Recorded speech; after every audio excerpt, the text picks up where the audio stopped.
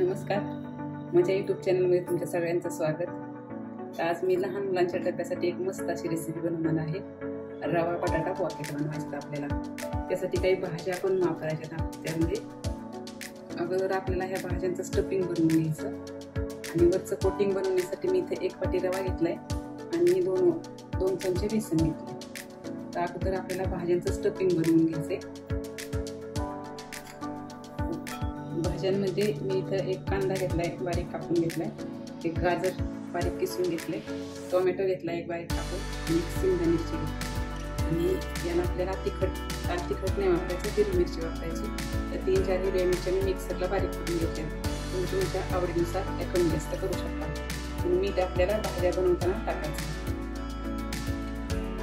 तर हे आपल्याला स्टफिंग बनवण्यासाठी मी इकडे 2 चमचे तेल टाकले. मध्ये आपल्याला टाकायचे अगोदर मोहरी, थोडेसे जिरे आणि ही मिरची आपल्याला अगोदर तेलात परतून घ्यायची.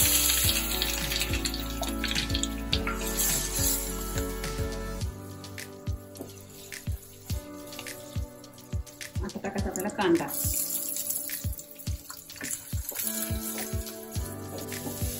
कांदा आपला आता थोडासा मऊ झालेला आहे. आता आपल्याला हे टोमॅटो टाकून घ्यायचे.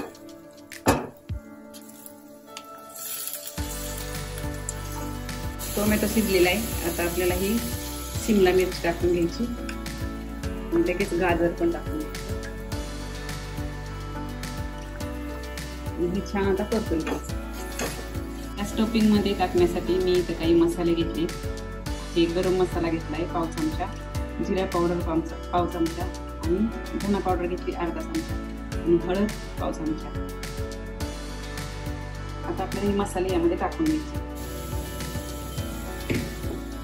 आणि चवीनुसार मीठ टाकायचं.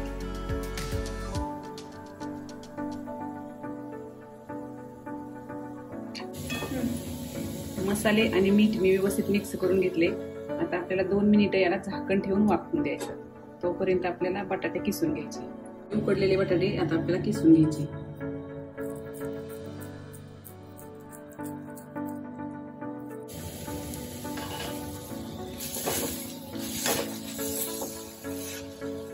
आता हे उकडलेले बटाटे किसलेले आपल्याला यामध्ये टाकून घ्यायचे.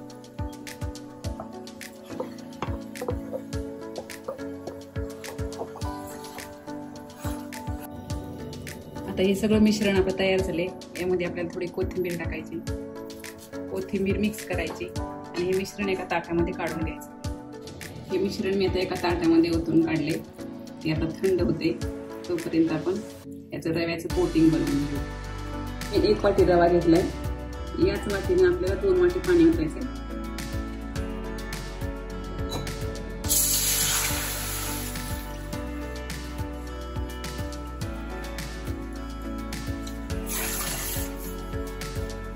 यामध्ये चवीनुसार मीठ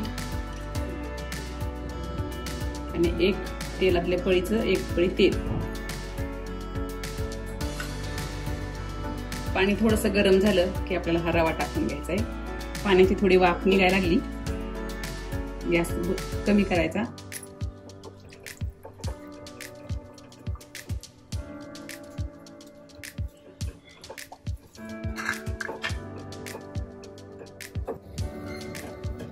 आता हे रवा आपला पाण्यामध्ये मिक्स करून झाला. 1 वाफ येऊ द्यायची.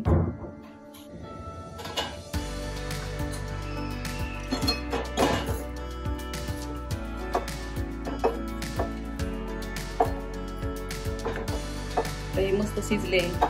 कढईला असा वरती गोळा आला की समजायचं हे शिजले. आता आपण हे थंड करायसाठी काढून घेऊ. हे आता आपल्याला हे पीठ थंड होऊ द्यायचं. तोपर्यंत आपण मिश्रणाचे गोळे तयार करून घेऊ. छोटे बटाट्याच्या मिश्रणाचे आपले हे आता छोटे गोळा तयार करून झाले. आता आपल्याला रव्याचं मिश्रण छान मळून घ्यायचं. थोडंसं आपल्याला ताटामध्ये तेल टाकायचं.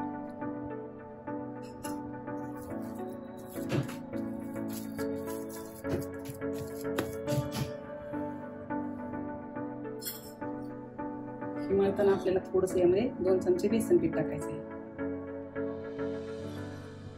अगोदर टाकताना याच्या गुठळ्या होण्याची शक्यता असते, म्हणून आपल्याला थंड झाल्यानंतर आणि हे मळताना आपल्याला यामध्ये बेसन टाकायचं आणि हे असं मळून घ्यायचं.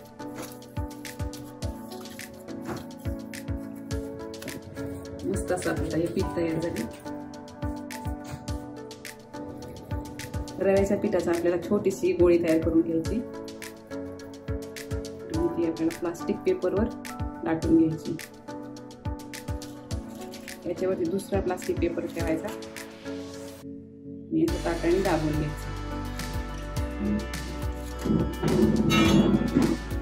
आता हा बटाट्याच्या सारणाचा आपल्याला थोडासा चौकोनी गोळा करून घ्यायचा.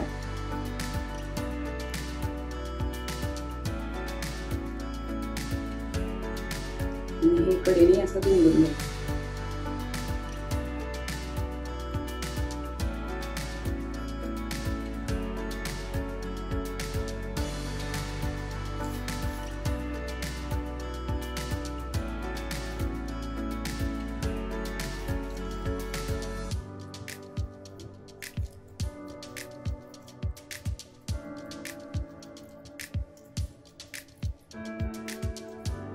असे आपल्याला हे पॅटीस तयार करून घ्यायचे सगळे.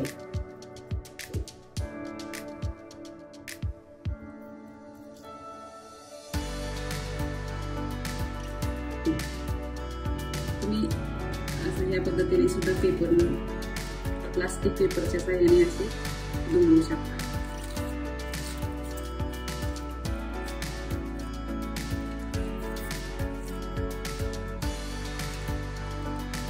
नंतर आपल्याला सेटिंग द्यायचं. हे पाहता बरोबर आपला चौकोनी आकार झालेला याचा.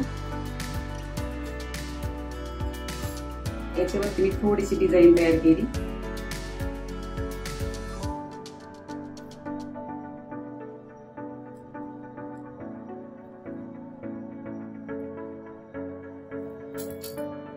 मस्त आपले हे 4-5 पॅटीस तयार झाले. हे आपण तळून घेऊ. तेल तापलेले आता आपल्याला एक एक पॅटीस सोडून घ्यायचं.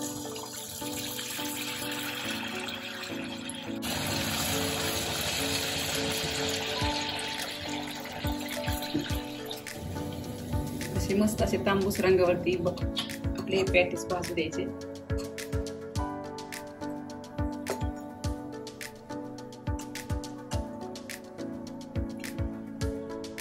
मस्त आपले असे हे रवा पॉकेट तयार आहेत. ही रेसिपी आवडल्यास नक्की करून पहा आणि चॅनलला सबस्क्राईब करा. हे पॅटीस तुम्ही दह्यावर किंवा सॉस बरोबर कशावरही खाऊ शकता.